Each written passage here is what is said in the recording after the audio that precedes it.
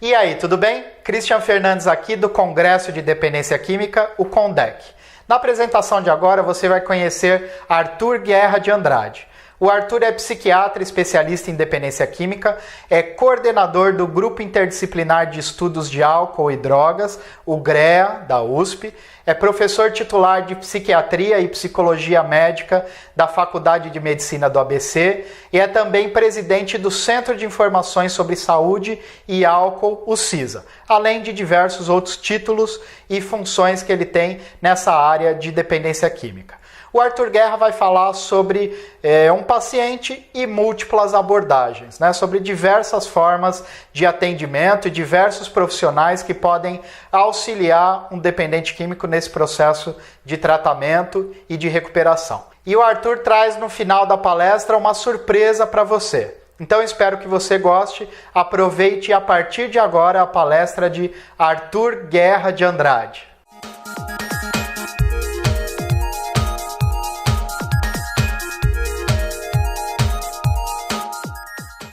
Olá, meu nome é Arthur Guerra de Andrade e hoje eu vou falar sobre 3 pontos importantes nessa área de dependência química. São 3 pontos que formam como se fosse um tripé e que dão base para sustentar tudo o que nós temos em termos de trabalho e algumas vezes em termos de prevenção nessa área de dependência química. Eu vou falar sobre a assistência do paciente com dependência química, quer dizer, como que nós tratamos dos pacientes e algumas vezes dos familiares. Vou falar também sobre a importância do trabalho em equipe. Cada vez mais o trabalho em equipe tem sido a base de sucesso para casos tão difíceis quanto os pacientes com dependência química. E vou falar também sobre quais são os tratamentos que são considerados mais eficazes nesse campo. Posso adiantar aos senhores e às senhoras que nós não temos um tratamento que seja mais eficaz. No mundo todo, os médicos, os psicólogos, os pesquisadores, eles perseguem essa ideia de um tratamento eficaz há muitos anos. E o que nós temos visto é uma série de tratamentos, alguns mais eficazes para algum tipo de população. Mas nós não temos um tratamento que seja referência, que seja modelo, que seja, digamos assim, protocolo para todos os outros do mundo todo nessa área da dependência química. Então, nós vamos falar ainda sobre a assistência SUS, né, como que os pacientes do Sistema Único de Saúde são atendidos nesse campo da dependência química, tangenciando um pouco sobre os planos de saúde e também sobre alguns atendimentos particulares, alguns atendimentos privados. A assistência hoje se divide em 3 grandes grupos: em SUS, em planos de saúde e atendimentos particulares ou atendimentos privados. Nós temos em relação ao SUS uma situação bastante peculiar. O SUS ele oferece sim atendimento para os pacientes com dependência química, desde que eles tenham um modelo de atendimento que é muito ligado ao CAPS, ao Centro de Atenção Psicossocial. Além disso, o SUS ele faz um privilégio, dá uma atenção enorme, grande, para a desintoxicação extra-hospitalar, reservando então os quadros mais graves, os quadros onde tem às vezes uma alteração orgânica, física do corpo do paciente, para uma internação mais ligada, por exemplo, à desintoxicação. O SUS ele tem se preocupado com o tema, porém, com o crescimento do assunto, existe por parte da população uma reclamação em termos de que não há profissionais e não há postos de CAPS, CAPS AD, CAPS álcool e drogas, suficientes para que se tome conta de toda essa população carente e necessária em relação ao tema álcool e drogas. Além disso, né, nós temos que uma situação comum que existe, por exemplo, no estado de São Paulo, foi que há uma procura por leitos psiquiátricos, mas existem menos leitos no momento em relação ao estado de São Paulo para poder dar conta dessa grande procura que existe por esses pacientes com dependência química, com dependência de álcool ou dependência de drogas. Um segundo tipo de atendimento importante que existe é o atendimento ligado à agência suplementar, aos planos de saúde. Os planos de saúde são, digamos assim, tímidos em relação ao tema. Alguns planos oferecem, muitos planos nem oferecem. Deixa eu repetir. Muitos planos nem oferecem atendimento para a dependência química. E os planos que oferecem muitas vezes de uma forma limitada, com alguns dias de internação, quando for o caso de internação, ou algumas consultas, 6, 8, 10, 12 consultas durante o ano todo para um paciente que tem uma doença crônica, uma doença que acompanha ele provavelmente por muitos anos e vai acompanhar por outros muitos anos. Então, seria necessário mais consultas para que nós pudéssemos monitorar de perto essa situação. Por último, existem os atendimentos particulares, os atendimentos privados, tanto em clínicas de internação como em consultórios por médicos, terapeutas, psicólogos, outros profissionais que também acabam cuidando desses pacientes. A dificuldade que existe muitas vezes é que o atendimento acaba sendo muito individual e nós sentimos falta, a sociedade sente falta de atendimento em equipe, um atendimento multidisciplinar, onde todo mundo possa trabalhar, os profissionais possam trabalhar de forma mais integrada, lembrando então como se fosse uma roda de bicicleta, uma roda denteada, onde existe uma integração entre esses profissionais. O que nós vemos hoje, muitas vezes, são profissionais excelentes profissionais muito sérios, muito éticos, que tentam e querem resolver essa questão de forma um pouco mais individual. Como se fosse um time de futebol onde o jogador pega a bola e quer fazer o gol. Ele não entende que ao passar a bola para o outro do mesmo time, as chances dele ter o gol são maiores e o gol, na verdade, o gol é da equipe toda, o gol não é dele só. Um outro assunto, então, importante nessa área, tanto no atendimento particular, no sistema SUS ou no sistema de planos de saúde, é como que a gente aborda o paciente, como que a gente chega para o paciente, como que existe o primeiro contato, visto que a negação, muitas vezes, faz parte do quadro clínico. Eu quero dizer, muitos pacientes, nesse primeiro contato, eles têm uma tendência natural e comum de falarem a seguinte frase: doutor, desculpa, eu acho que existe um engano. Eu não tenho esse problema que a minha esposa está falando, que o meu chefe está falando, que o meu filho está falando. Eu não sou um dependente. Eu paro de beber quando eu quiser. Eu paro de usar maconha, paro de usar cocaína quando eu quiser. Eu uso de forma esporádica, de forma ocasional. Eu tenho controle, doutor. Eu não tenho isso que vocês falam que é a perda do controle. Então, essa negação é comum. Muitas vezes acompanha essa negação um certo quadro de onipotência. Onipotência porque ele fala, eu paro quando eu quiser. Eu tenho controle sobre isso. E algumas vezes existe uma projeção quando ele fala, tá bom, doutor, eu vou falar a verdade. Eu bebo sim, mas eu bebo porque a minha esposa é muito chata. Eu bebo porque eu estou muito triste com o que aconteceu na Copa do Mundo. O Brasil não foi campeão, eu tive que afogar as minhas mágoas. Eu bebo porque os meus amigos, ou eu uso maconha porque os meus amigos também usam, eu não consigo dizer não. Essa sensação de fragilidade psicológica, então ele faz porque os outros fazem, ele não consegue dizer não, faz parte do quadro clínico. Uma ferramenta que nós temos importante para que a gente tenha um contato mais eficiente na primeira abordagem chama-se entrevista motivacional. Entrevista motivacional, ela é uma ferramenta útil onde no primeiro contato nós vamos buscar já na relação médico-paciente ou na relação terapeuta-paciente, quais são os pontos nucleares, os pontos mais importantes que vão dar consistência, que vão dar musculatura para que o tratamento seja mais eficaz já desde o primeiro contato do paciente. Além disso, nós temos cada vez mais o auxílio de testes toxicológicos. Testes que ajudam a monitorar se o paciente está usando drogas ou se ele não está usando drogas. Esses testes aparecem especialmente na urina, e nós já temos testes também no cabelo, que demonstram o uso de drogas por mais tempo, por mais de 2 ou às vezes até 5 anos. Os testes toxicológicos, eles são importantes desde que o paciente aceite que ele, ao fazer o teste, ele vai estar mostrando para ele, paciente, e para a equipe que está tomando conta dele, e para os familiares, que sim, ele está limpo, ele não está usando nenhuma droga.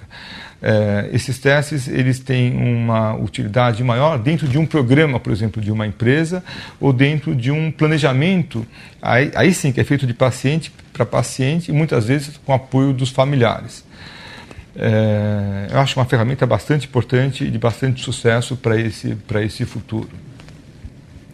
Nós falamos sobre entrevista, sobre a primeira abordagem, nós falamos sobre os testes, agora deixa eu falar um pouquinho sobre o tratamento em si. O tratamento em si ele envolve alguns pontos básicos. Um ponto importante é a consciência que o paciente tem se ele vai ficar em abstinência ou não. Alguns pacientes não querem ficar em abstinência. Alguns pacientes querem ter uso moderado, querem ter uso regular, querem ter uso ocasional daquela substância. Um dos principais pontos que existe nesse campo da dependência química é o que nós chamamos de tratamento. O tratamento é um desafio. Não é um desafio só para quem trabalha nesse campo. É um desafio para toda a medicina. Porque são casos crônicos, são casos antigos, muitas vezes o paciente não aceita que tem a doença, a aderência ao tratamento muitas vezes é pequena, alguns familiares, na tentativa de ajudar, boicotam o que a equipe de saúde está fazendo em relação ao paciente e especialmente a recaída, ou seja, ele voltar a usar drogas, voltar a beber, faz parte do quadro clínico. Vou repetir, a recaída faz parte do quadro clínico. Então não adianta nós entendermos a recaída como um fracasso, como uma negativa, como um insucesso. Não. O estranho é o paciente não ter as recaídas e ficar sempre em abstinência. Isso é o que todo mundo deseja, todo mundo tem vontade disso. Entretanto, esse é um ponto de sucesso bastante difícil e bastante limitado. Então, recair no tratamento de dependências químicas faz parte do quadro clínico. Como é que é um tratamento, então? O tratamento se divide em algumas fases. Na primeira fase, a fase de abordagem do paciente, onde algumas vezes ele nega que tem o problema. Logo depois, existe um diagnóstico para saber se ele tem uma dependência mais leve ou tem uma dependência mais forte, ou se além da dependência ele tem um quadro psiquiátrico como depressão, ansiedade, uma fobia, uma esquizofrenia provocada pelo uso de drogas. Quais são os suportes que ele tem, especialmente a nível social, profissional e familiar, e como que a gente pode planejar esse tratamento, então, com metas de curto, de médio e de longo prazo. Classicamente, eu divido o tratamento em 5 pontos. Então, um ponto é o ponto da abstinência. Fundamental, na minha visão, fundamental no grupo que eu trabalho, que o paciente e os familiares entendam que a abstinência é super importante. É possível o uso controlado, o uso social de alguma droga? Talvez seja possível, mas não é a minha experiência. São 40 anos que eu trabalho nesse campo. Nesses 40 anos, eu não vi casos de sucesso onde o paciente tivesse retorno para o uso da droga, seja de forma esporádica, de forma ocasional, só no final de semana. Mas eu vi vários pacientes com sucesso enorme, sucesso grande, quando o paciente aceita que, para ele, a abstinência é um ponto importante. É o único ponto? Não, tem mais 4 pontos. Então, um ponto é a abstinência. O segundo ponto são as atividades profissionais. Paciente que fica ocioso, quando é jovem, quando ele não estuda, quando ele acha que ele tem a vida livre, ele não tem nenhuma preocupação, não tem nenhuma obrigação, nenhuma disciplina, pronto, é a chance do tratamento dar errado. Então, uma obrigação, um trabalho, uma ocupação, às vezes uma ocupação até voluntária, mas essa obrigação que dá para ele alguns limites em termos de horários, em termos de metas, em termos de responsabilidade, ela é fundamental para o tratamento dar certo. Terceiro ponto, eu falei de abstinência, eu falei da parte profissional, ou quando é jovem, da parte acadêmica de escola. São os aspectos familiares. Família inclui aqui amigos, inclui a família inicial, pai, mãe, irmãos, esposa, são essenciais para que o tratamento também tenha um sucesso maior. Porque a família, às vezes, querendo ajudar, atrapalha. Às vezes, com a melhor das intenções, a família vai lá e boicota. Exemplo típico disso é quando a gente fala para o paciente, o senhor não pode beber nada de álcool. A família chega e fala, puxa, mas ele está tão nervoso. Beber como antigamente, não, mas eu vou dar aqui um pouquinho de álcool, porque afinal de contas é aniversário dele. Então ele vai beber comigo. Não daquela forma. Pronto. A família tentando ajudar, boicota as metas do tratamento que a equipe de saúde tenta colocar de forma mais clara, mais objetiva para esse paciente. Um quarto ponto super importante é o lazer, porque o lazer desses pacientes, muitas vezes, acaba sendo o próprio uso de álcool, o próprio uso de drogas. O lazer, que é fundamental na vida de todo mundo, acaba sendo o momento livre que ele tem com os amigos que também usam álcool, que também usam drogas. Então, como é que ele vai ter o lazer? Aí nós achamos que cada vez mais, se ele tiver alguma atividade esportiva, se ele tiver um interesse pelo esporte, mais sucesso ele vai ter, mais chances de superar essa fase ele vai conseguir. E por último, a saúde física, a saúde do corpo dele, a parte orgânica, onde envolve tudo. Envolve para as mulheres a parte ginecológica, dentista, exames cardiológicos, em álcool, muitas vezes ligado a fígado, a pâncreas.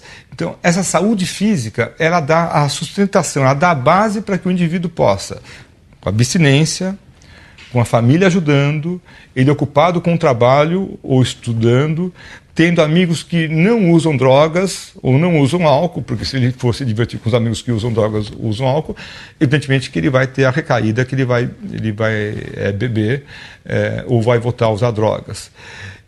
E entra a saúde física como uma ferramenta importante em relação a isso. Por isso que eu falo, senhoras e senhores, o trabalho em equipe é fundamental.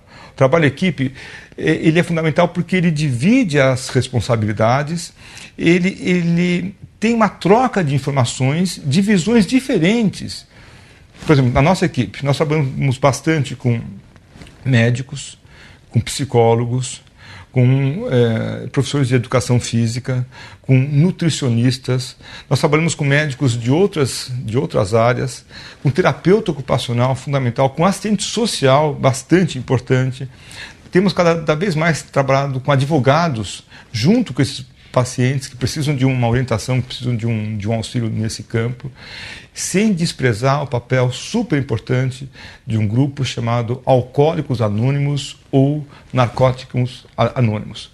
Nós não trabalhamos muito junto com esses grupos, mas nós entendemos, nós respeitamos como que eles funcionam e achamos que para muitos pacientes eles acabam dando uma assistência bastante importante, bastante forte e bastante interessante para o sucesso do tratamento desses pacientes. Por quê?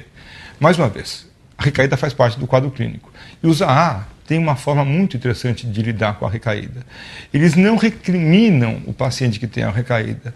E muitas vezes, todas as vezes, eles não consideram a recaída como um problema de moral, de fraqueza de personalidade. Como faz parte do quadro clínico, nós estamos aqui. Os Alcoólicos Anônimos usam uma frase bastante interessante. Eles falam assim: se você quiser beber, o problema é seu. Mas se você quiser parar de beber, o problema é nosso. Eles vão dividir essa angústia, vão dividir essa preocupação de forma realmente exemplar, de forma realmente contagiosa no mundo todo para esse tema. Alguns pacientes, apesar dessas recaídas, eles não conseguem parar de usar a droga. E muitas vezes eu acho que a internação acaba sendo uma ferramenta importante. A internação, seja ela no ambiente hospitalar mais clássico, no hospital clínico, como nós temos, por exemplo, na Faculdade de Medicina do ABC, nós temos lá o Hospital Mário Covas, onde às vezes nós internamos pacientes que têm uma dependência química para uma desintoxicação. Ou mesmo internações feitas em casas de repouso, em clínicas psiquiátricas ou comunidades terapêuticas.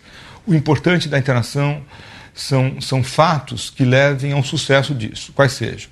Se o paciente aceita a internação, se ele quer ser internado mesmo, né? E se a equipe está disposta a lidar com o paciente numa fase que às vezes existe uma negação, existe uma certa resistência, uma ironia, onde o paciente, durante a internação, ele continua sonhando que ele vai voltar a usar álcool, usar drogas de forma moderada, de forma social. A equipe tem que lidar com isso como se fosse uma frustração menor, sem dever se abater em relação a essa equipe. Nós temos dois tipos de internação. A internação voluntária, quando o paciente aceita ser internado, e a internação involuntária. A internação involuntária, ela faz parte de um quadro importante hoje em dia, por conta especialmente de pacientes que estão morrendo, ou pacientes que estão sofrendo muito as consequências negativas, por exemplo, do uso de crack. Quando que se faz uma internação involuntária? Em duas situações. Quando existe um pedido do juiz, o juiz ele manda que o paciente seja internado, além de involuntária, nós damos o nome de internação compulsória, ou quando o médico, identificando que aquele paciente está num quadro gravíssimo, ele toma uma conduta ousada e coloca o paciente dentro de uma clínica psiquiátrica para o paciente ser melhor avaliado. São casos raros, são casos difíceis, mas são casos às vezes necessários, porque o paciente está num quadro como se fosse um suicídio, às vezes um suicídio lento, ele está morrendo aos poucos. Às vezes ele tentou se matar e não tem mais a consciência plena daqueles atos. Ele vai morrer. Eu quero repetir porque às vezes parece que não fica claro. O paciente vai morrer. E o médico, nenhum médico do mundo é treinado para ver o paciente morrer de forma tranquila e solitária. O médico vai lutar contra isso. Os senhores não tenham dúvida disso. O que o médico faz numa hora dessas? Identificando que o paciente pode morrer, ele pede de forma, mais uma vez, arriscada, ousada, uma internação involuntária. Ele faz esse pedido e uma equipe de remoção tira o paciente de onde ele está e leva o paciente para um hospital, para uma clínica psiquiátrica. Há uma primeira, então, assinatura desse médico que fez o pedido, e esse pedido tem que ter uma validação pelo segundo médico, o médico que está de plantão na clínica e vai receber o paciente. Esse médico, que não conhece o paciente, ele vai ler a carta de internação do primeiro médico e deve concordar ou não com essa internação. Ele vai ver se naquele momento o paciente continua tendo um quadro psicótico, um quadro de gravidade tal, ele quer se matar, por exemplo, e que precisa então ser internado mesmo contra a sua vontade. Naquele instante, esse médico ele é obrigado a notificar o Ministério Público. O Ministério Público, em 72 horas, em 3 dias, tem que mandar um terceiro psiquiatra lá, um terceiro médico psiquiatra. O primeiro foi aquele que indicou a internação, o segundo foi aquele que recebeu a internação, e vem um terceiro e vai avaliar se o paciente de fato precisa dessa internação psiquiátrica, ou se houve algum erro na primeira ou na segunda internação, ou, mesmo não tendo erros, se o paciente já ficou melhor depois de 24, de 48 até de 72 horas. Isso tudo para preservar o respeito, para preservar a integridade do paciente. Internação involuntária, então, é uma ferramenta bastante complicada, bastante difícil, mas ela deve ser usada quase como se fosse uma operação cardíaca. O paciente ele tem uma doença, ele infartou, ele vai ter que ser operado naquela hora e corre um risco de não dar certo. 10% dos pacientes morrem numa situação dessa, mas o médico não pode apenas observar, ele vai ter que agir de forma cirúrgica e incisiva para preservar, para ter o paciente de volta para essa vida. Por último, como que nós podemos melhorar esse sistema que existe hoje em termos de tratamento de dependência química no nosso país? Basicamente, nós podemos melhorar com ações onde nós possamos identificar quais são as melhores práticas, aonde que se trabalha melhor, quais são as melhores condutas, o que nós temos em termos de um suporte científico, um suporte claro, sem contar a experiência só que cada um tem ou cada um teve em relação a esse tema, mas quais são as evidências científicas claras que nós podemos falar, olha, esse remédio é melhor do que aquele para cuidar da depressão de paciente com dependência química.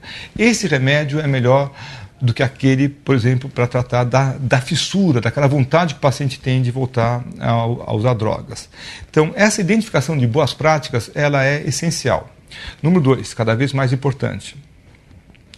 É muito importante respeitar os direitos do paciente, os direitos do usuário. Hoje, o paciente tem direito a ler o seu prontuário. Hoje o paciente tem o direito a saber o que o médico está escrevendo sobre ele. É importante que essa mudança de paradigma seja cada vez mais colocada de forma geral, respeitando o cunho de preocupação da parte médica, o cunho de preocupação da parte familiar também em relação a esse paciente. Por último, onde eu acho que nós podemos melhorar? Eu acho que nós podemos melhorar, senhores e senhoras, se nós tivermos uma postura mais clara, mais objetiva em relação aos pacientes, em relação aos familiares. Eu me refiro, a esse momento, à visão que o profissional da dependência química, o profissional que trata dependentes químicos, tem em relação a esse tema. Posturas muitas vezes ligadas à moral, ou a uma certa jocosidade em relação ao tema, a uma certa resistência, elas são muito pouco eficazes. Cada vez mais nós precisamos ter uma humildade maior de entender que são quadros difíceis e que merecem toda a nossa atenção. Mas toda a nossa atenção, toda a nossa dedicação. Foi para isso que nós estudamos, foi para isso que nós somos formados, foi para isso que nós dedicamos as nossas vidas, para poder ajudar outras pessoas e outros familiares que têm algum problema em relação a esse tema. Para finalizar, eu gostaria de usar uma frase que eu acho que é importante e que resume muito da postura e da preocupação que nós temos nesse campo da dependência química. O exemplo não é a melhor forma que nós temos para ajudar as pessoas que precisam de tratamento no campo da dependência química. Não é a melhor forma. Ponto. É a única forma. Se nós, profissionais da saúde mental, se nós, trabalhando numa equipe multidisciplinar, não dermos um exemplo saudável, um exemplo claro, evidente, transparente de como que nós lidamos com esse tema, senhores e senhoras, dificilmente as nossas ações vão ter algum impacto, seja para os pacientes, para os familiares, para os nossos amigos, para os nossos filhos. O exemplo de cada um de vocês que está me ouvindo nesse momento, ele é essencial. Exemplo do quê? Exemplo de respeito ao próximo, exemplo do uso de drogas, exemplo do uso de drogas legais, exemplo de esporte, exemplo de ética, de valores, exemplo de disciplina. Eu acho que isso falta para o nosso país de uma forma geral. Mas no campo da dependência química, isso é muito mais evidente ainda. Se nós não tivermos uma pausa para olharmos para isso com mais profundidade, dificilmente nós vamos ter sucesso para os nossos filhos e para os filhos dos nossos filhos, para os nossos netos. É hora que nós temos para parar e podemos mergulhar e mudar isso um pouco, para que o paciente e os familiares possam ter mais sucesso no campo do tratamento das dependências químicas. Gostaria de apresentar aos senhores e às senhoras dois profissionais que trabalham na minha equipe multidisciplinar há alguns anos e que dão uma estrutura bastante interessante, oferecendo ferramentas de sucesso para esses pacientes com dependência química. O primeiro profissional é o professor Eduardo Rocha, professor de Educação Física, meu aluno no mestrado da Faculdade de Medicina da USP e que trabalha comigo há 6 anos. Ele desenvolveu uma técnica de como lidar com a dependência química e os exercícios associados à recuperação dos pacientes da dependência química. Eu tenho muito orgulho que o Dr. Eduardo trabalha na minha equipe. A partir da entrada dele, ele trabalha também com uma outra equipe, nós tivemos uma qualidade, uma mudança de qualidade no atendimento dos pacientes. Fico apenas com um pouco de ciúme, porque alguns pacientes gostam mais dele do que de mim. Eles acham que o professor Eduardo entende mais e funciona melhor as coisas. Gosto mais de passar com o professor Eduardo do que com o Dr. Arthur. A segunda pessoa que trabalha na nossa equipe também há 6 anos, a doutora Cristiana Renner. A doutora Cristiana Renner é psicóloga. Ela fez o doutorado dela na Universidade Federal de São Paulo, nesse campo de dependências químicas, com o assunto de família, e ela traz uma abordagem bastante interessante, onde ela tenta integrar diversos atores desse problema, ou seja, os pacientes, os familiares, os outros profissionais que trabalham junto, e ela também demonstra resultados bastante estimulantes. Não por menos, também muitos pacientes gostam de passar mais com a doutora Cristiana do que comigo. Eu não vou continuar a falar sobre isso, porque vocês vão achar que os pacientes gostam mais de passar com a minha equipe do que comigo, mas eu tenho que apresentar os dois dessa forma bastante interessante. Tenho também muito orgulho que a doutora Cristiana trabalha na minha equipe. Olá, hoje eu vou falar sobre a importância do exercício físico no tratamento da dependência química.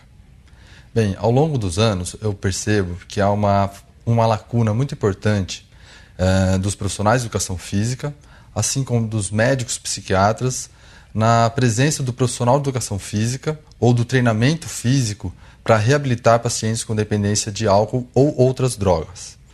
O trabalho que eu executo, em parceria com a equipe do Dr. Arthur Guerra, é relacionado principalmente à reabilitação do dano físico causado pela droga.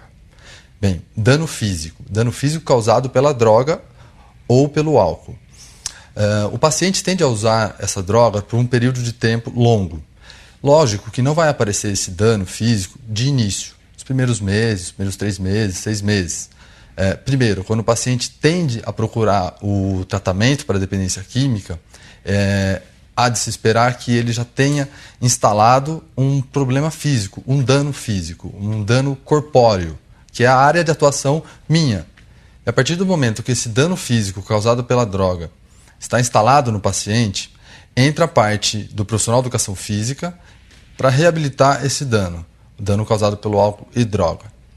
Como é feito essa reabilitação, ou como deveria ser feito essa reabilitação física? Essa reabilitação física primeiro tem que ser feita através, única e exclusivamente, primeiro, de uma avaliação desse dano corpóreo. Que material, o que usa? A gente usa, geralmente, usa-se fazer uma avaliação antropométrica computadorizada. É uma avaliação onde eu tiro uma foto física desse dano, através de medidas antropométricas. Quando o paciente depois que é feita essa avaliação, isso é mostrado para o paciente, e muitas vezes o paciente fala assim para mim, nossa, professor, eu não imaginava que eu estava tão ruim fisicamente. Eu só bebo pouco, eu uso pouca droga, eu não sabia que eu estava tão mal assim. Né?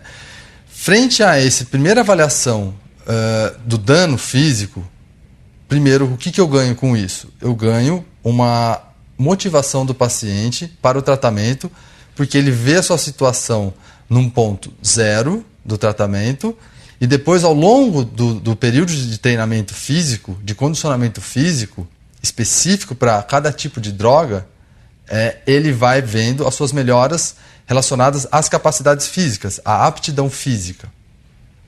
Ponto. A partir do momento que também a gente tem essa fotografia física do paciente, eu consigo depois elaborar um protocolo de treinamento físico específico para ele. Sempre pensando nesse paciente como uma pessoa que tem o uso de uma droga específica e essa droga tem um dano específico.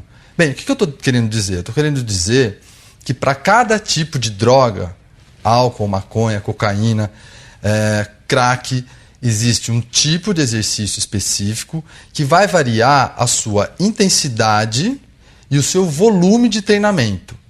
Por quê?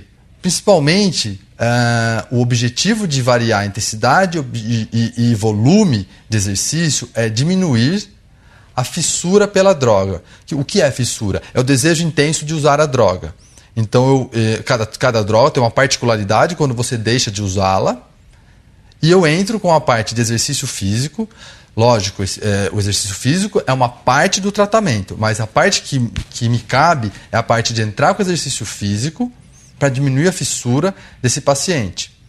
Também, com o exercício físico, ao longo dos treinamentos, esse paciente vai ganhando mais massa muscular, vai ganhando um aporte cardiorrespiratório melhor, uma flexibilidade, uma capacidade de flexibilidade maior, vai melhorando a sua coordenação motora. E isso faz com que ele se sinta mais apto. Para finalizar, eu gostaria de deixar uma mensagem de que o exercício físico ele não pode ser visto apenas como uma ferramenta aquela coisa que as pessoas dizem, põe o tênis e sai para correr. Não é dessa forma que deve ser encarado o tratamento da dependência química quando se tem o exercício físico como uma ferramenta para esse tratamento. O exercício físico sério, o exercício físico pautado em pesquisa científica na área de dependência química, ele precisa ser visto, estudado e executado de uma forma particularizada. Particularizada, eu estou dizendo, olhar o paciente como um ser corpóreo, uma pessoa que tem um dano corpóreo, prescrição de treinamento específico relacionado ao tipo de droga que ele usou, objetivos que esse paciente tem com relação à sua motivação para o tratamento, e isso inclui se ele quer simplesmente melhorar, reabilitar o seu dano, ou se depois que ele reabilitou o dano, se ele quer continuar, e daí é função do profissional de educação física ajudá-lo a entender que ele pode ir um pouco mais além. O que é mais além? Participar de provas, de competições, de algo que seja novo para ele. Algo que o desafie nesse novo momento da vida dele. Nesse momento de abstinência, nesse momento de saúde, nesse momento de busca por um objetivo maior em treinamento físico. Mas, de novo, eu gostaria de fechar dizendo: olhe o paciente de uma forma particularizada. Busque o tratamento particularizado para esse paciente em termos de ele tem um problema de drogadição com um tipo de droga ou mais, e ele precisa ser olhado, precisa ser cuidado da parte física, especificamente relacionado à sua droga de consumo, à sua dependência. Não dá para fazer um treinamento de receita de bolo. Precisa ser, para cada tipo de droga, existe um treinamento físico específico. Agradeço, muito obrigado. Olá. Muitos pais, jovens, nos perguntam o que seria o risco do uso de álcool, como que seria o uso de drogas, que drogas que são nocivas, mais nocivas, menos nocivas. Existem drogas pesadas, existem drogas leves, e tem muitas informações que acabam ajudando os próprios jovens e os pais a lidarem com esse assunto. Uma delas, se a gente puder falar um pouquinho da maconha. A maconha é uma droga que afeta atenção, concentração, memória, capacidade de aprendizagem, localização espacial.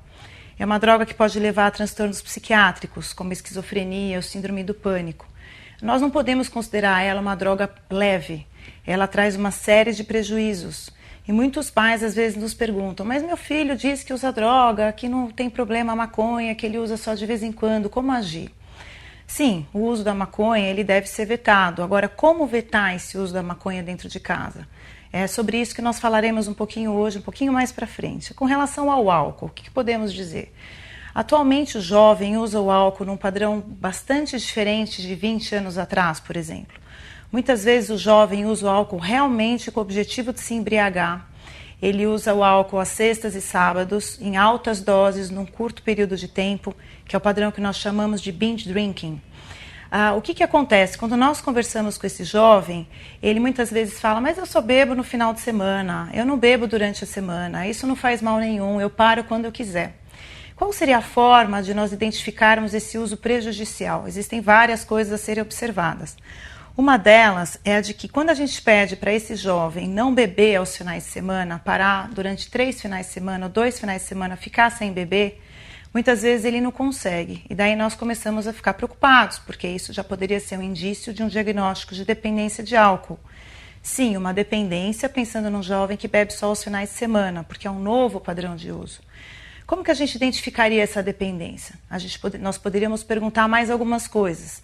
Se esse jovem tem aumentado a quantidade de álcool que está sendo ingerida nesse curto espaço de tempo, para ter o mesmo efeito. Com isso, ele acaba tendo uma tolerância, ele bebe mais doses para ter o mesmo efeito. se esse jovem escolhe os programas à sexta e aos sábados, que são somente aqueles programas em que tem álcool. Então nós começamos a perceber uma diminuição de repertório, ele vai somente aos programas em que tem álcool. Então com essas perguntas nós começamos a perceber que talvez haja sim uma dependência de álcool num jovem que está bebendo somente às sextas e sábados. Muitas pessoas não sabem disso, muitas vezes os pais não sabem orientar e ficam perdidos nisso tudo. E daí que entra o papel dos pais. Muitos profissionais vêm estudando o que poderia ser dito aos pais, qual é a forma de prevenção que pode acontecer dentro de casa. A minha pesquisa de doutorado estuda isso e várias outras pesquisas fazem o mesmo tipo de estudo. E nós conseguimos perceber que se realmente os pais têm uma atuação clara dentro de casa, com regras claras, com diálogo, com interesse na vida dos filhos, o resultado dentro de casa é muito satisfatório, é muito importante. Eles realmente conseguem fazer uma prevenção. Então, o que é? Quais seriam as situações de risco que aumentam o risco do jovem aumentar, por exemplo, o uso de álcool? Quando os pais bebem dentro de casa e dão um exemplo de beber dentro de casa. Quando os pais permitem que o jovem beba dentro de casa com a intenção de, quando meu filho bebe em casa eu consigo controlar o uso dele, quando na realidade isso não acontece. Quando os pais pouco se interessam pela vida dos filhos, ou até se interessam, se preocupam, mas não vivem junto com aqueles filhos. Muitas vezes eu pergunto para os pais, qual é o melhor amigo do seu filho? Quais são, se ele tivesse que escolher 4 amigos para viajar, quais seriam eles? Qual é a comida que o melhor amigo do seu filho gosta? São coisas fundamentais, porque se há um convívio desse filho com seus amigos dentro de casa, esses pais sabem o que está acontecendo na vida desses jovens e conseguem orientá-los, ficar mais próximo e perceber se tem alguma coisa de mais grave acontecendo. Com relação, por exemplo, ao uso de maconha, não deve haver diálogo. Realmente, o uso de maconha não deve ser permitido por todos esses prejuízos, até mesmo porque ela é uma droga ilegal aqui no Brasil. Apesar de todas essas discussões a respeito da liberação, essa liberação ainda não aconteceu. E nós que trabalhamos na área podemos perceber todos os prejuízos que acontecem com esse uso de maconha. Isso não deve acontecer através de uma punição, de uma briga, de um sermão. Os sermões são incansáveis e desgastam a relação. Isso deve acontecer de maneira que os pais tentem entender o que está acontecendo na vida daquele filho para começar a fumar maconha e o que é que poderia ser feito, o que é que ele está buscando e que realmente esse uso tem que cessar e o que poderia ser feito para ajudar esse filho a cessar o uso. Muitos pais investigam incessantemente a vida dos filhos, querendo saber o que acontece. Então, eles investigam o computador, investigam a mochila, ouvem ligações telefônicas e daí muitas vezes descobrem uma série de informações. Quando nós perguntamos para esses pais, no nosso trabalho de orientação aos pais de jovens que usam drogas, bom, você descobriu uma série de coisas, e aí, o que você fez? E eles ficam parados, porque eles descobrem, mas não sabem como agir. Então, o que é que deve ser feito? Sim, uma vez que os pais percebem que está tendo um uso abusivo de álcool de jovens com mais de 18 anos, que está tendo um uso de maconha, eles realmente devem começar a estabelecer limites. Eu gostaria só de abrir um parênteses com relação ao álcool. O álcool, ele deve ser usado, sim, ele não deve ser usado, ele pode ser usado após os 18 anos, mas de forma alguma antes dos 18 anos.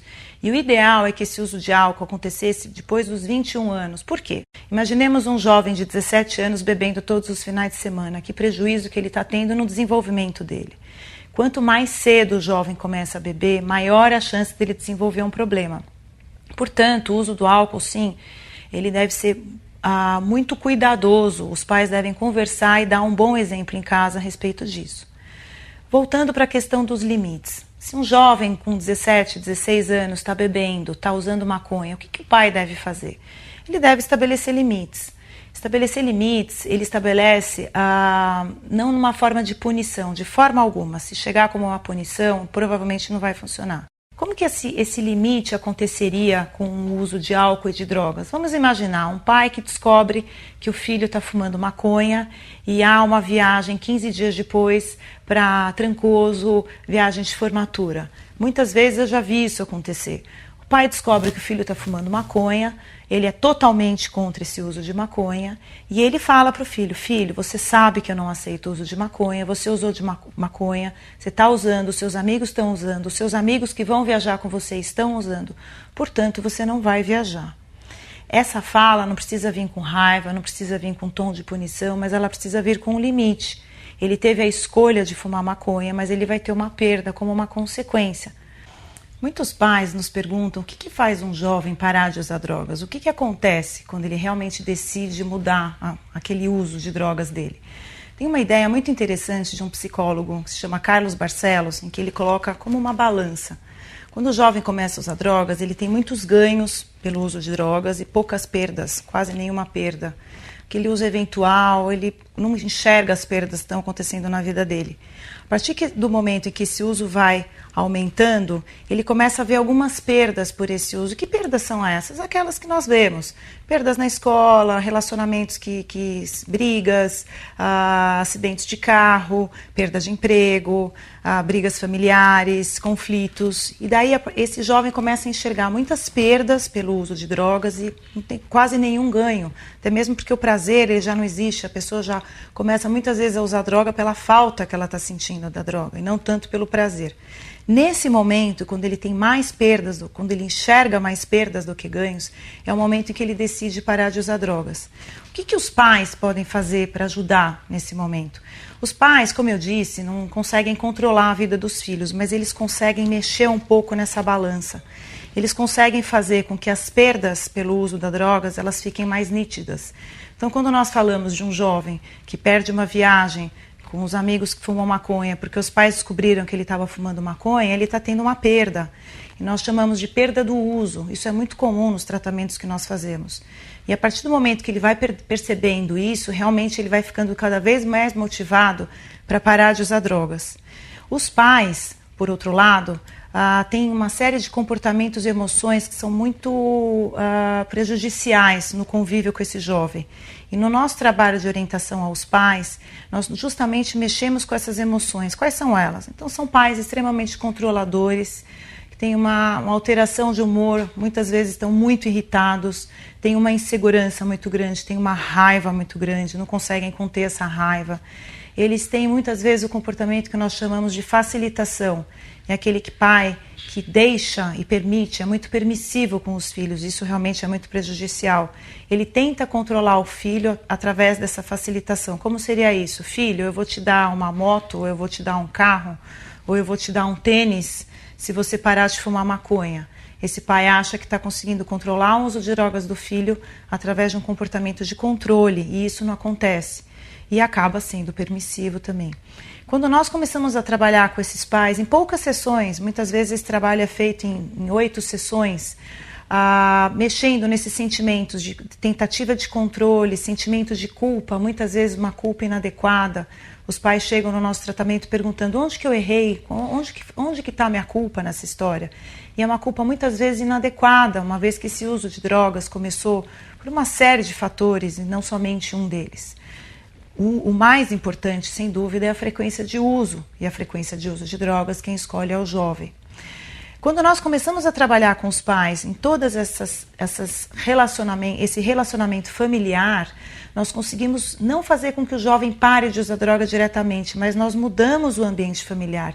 E nessa mudança de ambiente familiar, ela acaba facilitando justamente naquela balança. Os jovens enxergam mais perdas, eles começam a perceber que tem limites, que o uso de drogas deles está prejudicando a vida deles.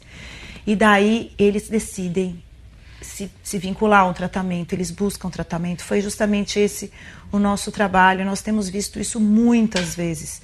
E mais, quando os pais se envolvem nesse tratamento, percebem quais são as ideias que nós trazemos e vestem a camisa disso, se sentem mais seguros, acabam aumentando a qualidade de vida, nós percebemos isso também, e acabam fazendo com que o prognóstico do tratamento de dependência do filho seja muito melhor. Então, realmente, uma das ideias que nós temos visto é que não só o tratamento do jovem dependente, usuário de drogas, é muito importante, como também a orientação familiar. Desta forma, nesse trabalho de orientação aos pais, nós percebemos que os pais não vão controlar ou dizer para os filhos o que eles vão fazer ou deixar de fazer. Os pais vão mudar a maneira deles lidarem dentro de casa. Eles vão se sentir mais seguros, eles vão ter uma melhora na qualidade de vida deles através das nossas orientações e vão ter uma assertividade, uma maneira de lidar com os filhos mais adequada, Quando o pai estabelece o limite para o filho, ele tem mais liberdade, ele fica mais tranquilo, porque a regra está clara, a regra está lá estabelecida. Então o sermão, a briga, o conflito não são mais necessários. Com isso, o filho começa a perceber todas aquelas perdas que ele teve, começa a ver que há coerência no discurso do pai, o que é extremamente importante, e realmente acaba decidindo se tratar, porque ele percebe que aquele uso de drogas está sendo muito prejudicial. Sendo assim, o papel dos pais no tratamento, com essa orientação, com esse tipo de orientação, ele é muito importante. Ele acaba realmente ajudando na evolução dos nossos casos. Muito obrigada.